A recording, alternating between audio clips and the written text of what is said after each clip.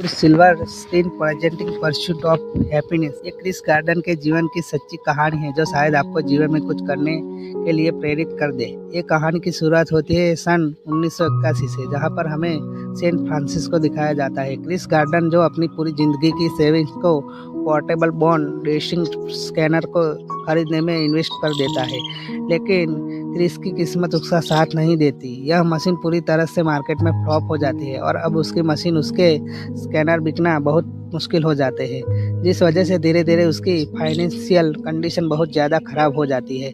अपनी पत्नी लिंड और अपने बेटे क्रिस्टोफर के साथ एक किराए के घर में रहता है। क्रिस्टोफर की फीस, घर का किराया और बहुत सारे और भी खर्चे हैं, जिन सबका बर्डन अब उसकी पत्नी के ऊपर आता है, जिस वजह से इन दोनों के रिश्ते में खराब दरार आ जाती है।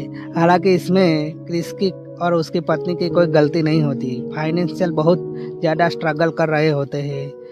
क्रिस भी बहुत मेहनत कर रहा होता है और उसे अपना घर चलाने के लिए महीने में 4 स्कैनर को बेचना होगा, लेकिन एक भी स्कैनर मुश्किल से बिक पाता है। अब एक दिन क्रिस जब अपने फ्लाइट को फोन कर रहा होता है, तभी उसके सामने एक बहुत ही शानदार गाड़ी आके रुकती है, जिससे एक आदमी उतरता है। क्रिस उसे गाड़ी को देखते रह जाता है। वो अपने आप को रोक नहीं पाता और इस आदमी से पूछता है कि I go do scanner what you do, यानी कि आप क्या करते हो और इस सब को कैसे मैनेज करते हो। वो आदमी एक बिल्डिंग की तरह इशारा करते हुए कहता है कि आई एम शेयर ब्रोकर, और जब क्रिस उसे बिल्डिंग की तरफ देखता है तो वहाँ से जो कोई भी निकल रहा होता है वो सब के सब खुश होते हैं। इनके चेहरों पर मुस्कुराहट होती है जो क्रिस की जिंदगी से लगभग पूरी तरह से गायब हो चुकी है, और क्रिस तय करता है कि वो भी एक शेयर ब्रोकर बनेगा। वो घर जाता है और अपनी पत्नी को से कहता है कि सोच रहा हूँ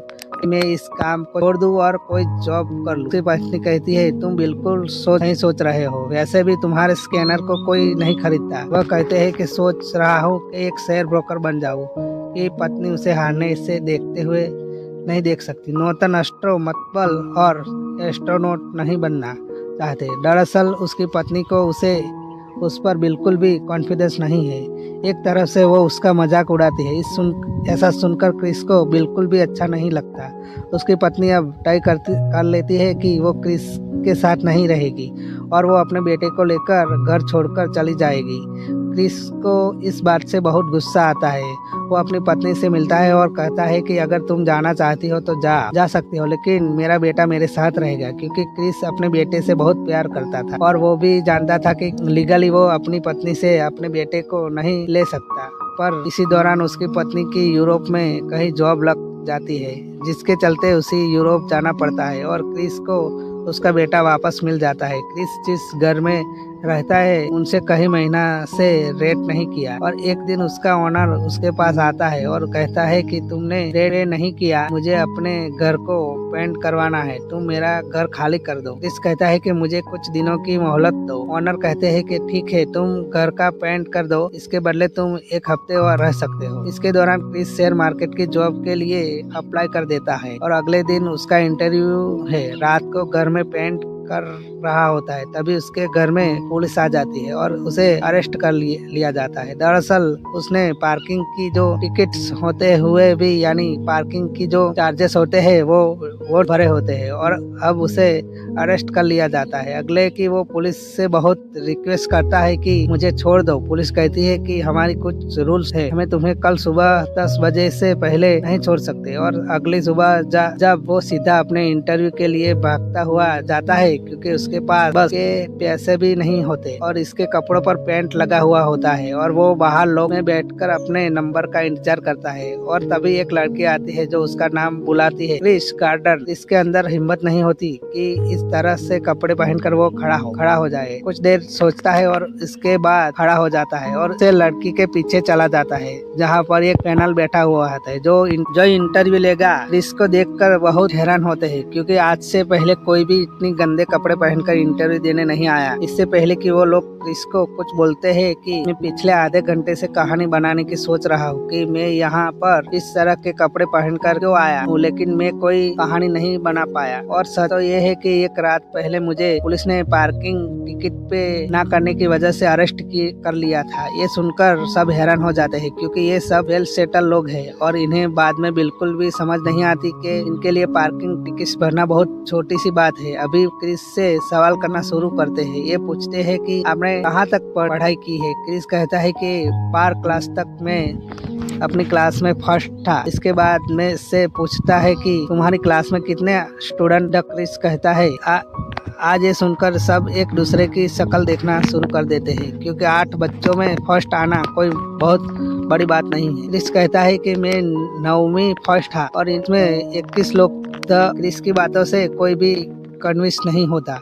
यह लगभग इंटरव्यू में फेल हो चुका है और इनसे पहले कि क्रिस को फैसला सुनाया जाता है वह सबसे कहता है कि मैं कुछ कहना चाहता हूँ। अगर कोई मुझसे सवाल पूछता है तो और मैं मुझे जवाब दूंगा। साफ साफ कह देता है कि मुझे जवाब नहीं आता, पर मैं एक बात की शर्त लगाता हूँ कि मैं जानता हूँ कि जवाब कैसे ढूंढा जाता है और मैं जवाब ढूंढकर आपको दूंगा। इस बात से सब के सब थोड़ा सा इम्प्रेस हो जाते हैं। और अब जहाँ पर सबसे सीनियर होता है वो क्रिस से कहता है कि अगर कोई आदमी मेरे पास बिना शर्ट के इंटरव्यू देने के लिए आता है और मैं उसे जॉब दे देता हूँ, ऐसा क्यों। ग्रेस कहता है शायद उसने बहुत ही शानदार पैंट्स पहने होंगे। यह सुनकर सब हंसना शुरू कर देंगे क्योंकि यह बहुत ही बेहतरीन जवाब होता है।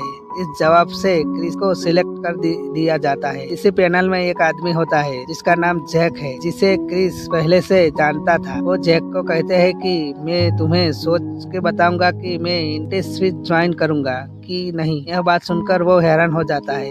वह क्रिस से कहते हैं कि पिछले कई दिनों से पागलों की तरह तुम इस जॉब के लिए मुझे रहे हो और आज जब तुम्हें सिलेक्ट कर दिया गया तो तुम कह रहे हो कि तुम मुझे सोचकर बताओगे। मुझे नहीं पता था कि यह एक इंटर्नशिप है। आप मेरी फाउंडेशन कंडीशन पूरी तरह से बदल चुके हैं। दरअसल ये इंटर्नशिप होती है जिसमें 20 लोगों को चुना गया है और 6 महीने तक इन सबको कम सिखाया जाएगा और 6 महीने बाद इन 20 में से जो एक सिलेक्ट होगा उसी को जॉब मिलेगा। इसलिए पूरी तरफ से इंटरव्यू होता है। इसी जॉब को ज्वाइन करना चाहिए कि नहीं, ये कहना कि तुम्हारे पास कल सुबह तक का टाइम है। कल सुबह तक अगर तुमने मुझे जवाब नहीं दिया तो मैं तुम्हारी जगह किसी और को